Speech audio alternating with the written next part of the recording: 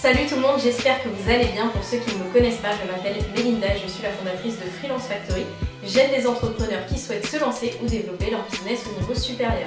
Aujourd'hui, je voudrais vous parler de l'importance d'avoir le bon mindset pour attirer les bons clients. Quand j'ai commencé à me pencher sur l'idée du mindset, je me suis rendu compte que j'avais beaucoup de choses à dire et qu'au final, tout se regroupait ensemble et il y avait beaucoup de thématiques qui revenaient, qui étaient la confiance en soi. Si vous n'avez pas confiance en vous, vous allez vous dévaloriser. Si vous vous dévalorisez, vous allez vous brader. Et si vous vous bradez, vous n'allez pas attirer les bons clients. Je pense qu'il serait bon de rappeler que tout freelance est capable d'attirer des clients grand compte et de contractualiser avec eux. Pour le syndrome de l'imposteur, je suis navrée de vous dire qu'on y a tous déjà fait face à un moment donné. Moi-même, j'ai encore des doutes et heureusement pour moi, je suis très bien entourée et surtout, j'arrive à prendre du recul sur les situations. Sur mes 2 premières années d'entrepreneuriat, j'avais tendance à chaque nouveau client de penser que j'allais pas être à la hauteur, que comment ils faisaient pour me faire confiance, mais c'était des grands groupes, mais comment c'était possible, etc. Et en fait, j'ai fini par me mettre en tête que s'ils m'avaient contacté moi, c'est qu'il y avait une raison, c'est que j'avais de la valeur et que j'étais capable de fournir un travail de qualité. Honnêtement, ça m'a beaucoup aidé à prendre confiance en moi et surtout les retours de mes clients m'ont beaucoup aidé parce qu'en fait ça m'a permis de me rendre compte que oui, j'étais douée dans mon domaine, oui, on voulait travailler avec moi pour les bonnes raisons et ça vraiment ça m'a fait du bien.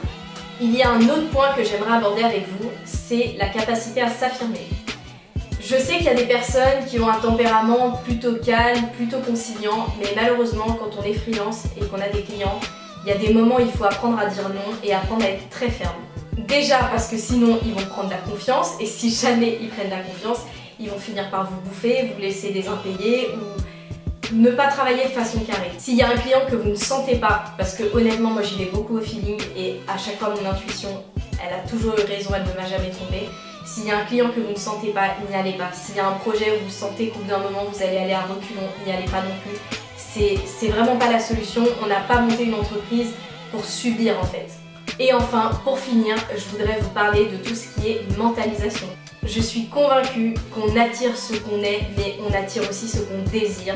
Et vraiment, concentrez-vous sur le positif, concentrez-vous sur vos objectifs et vous allez y arriver. J'espère que cette vidéo vous a plu et qu'elle aura pu vous aider. Sachez que ces sujets et bien d'autres encore seront abordés plus en détail dans la formation qui arrive sous peu, qui s'appellera Comment attirer et fidéliser les clients grand compte. Je vous expliquerai comment devenir un aimant à clients grand compte et surtout à les fidéliser pour qu'ils contractualisent avec vous également à l'avenir. Je vous souhaite une bonne journée et je vous dis à très bientôt.